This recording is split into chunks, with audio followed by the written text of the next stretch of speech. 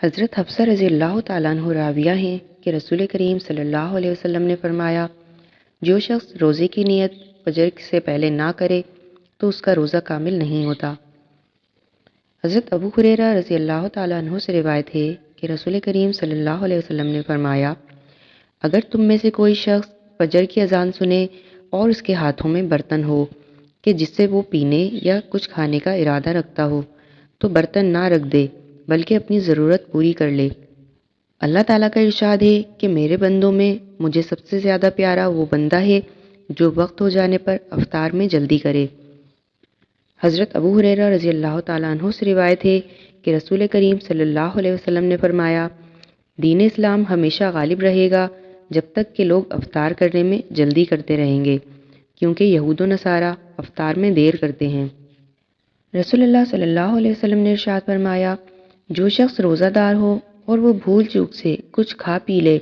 تو اسے چاہیے کہ وہ اپنا روزہ پورا کرے، کیونکہ وہ کھلانا پلانا اللہ تعالیٰ کی طرف سے ہے۔ حضرت ابو ہریرہ رضی اللہ تعالیٰ عنہ سے روایت ہے کہ رسول اللہ صلی اللہ علیہ وسلم نے فرمایا،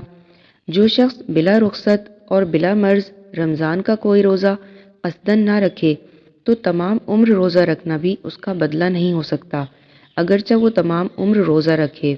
حضرت انس رضی اللہ تعالیٰ عنہ کہتے ہیں کہ ایک شخص نبی کریم صلی اللہ علیہ وسلم کی خدمت میں حاضر ہوا اور کہنے لگا کہ میری آنکھیں دکھتی ہیں، کیا میں روزے کی حالت میں سرما لگا سکتا ہوں؟ آپ صلی اللہ علیہ وسلم نے فرمایا ہاں۔ حضرت عامر ابن ربیعہ کہتے ہیں کہ میں نے نبی کریم صلی اللہ علیہ وسلم کو روزے کی حالت میں اس قدر مسواک کرتے ہوئے دیکھا ہے کہ میں اس کو شمار نہیں کر سکتا۔ حضرت عبداللہ بن عمر رضی اللہ تعالیٰ عنہ راوی ہیں کہ رسول کریم صلی اللہ علیہ وسلم نے فرمایا، روزہ اور قرآن دونوں بندے کے لیے شفاعت کریں گے۔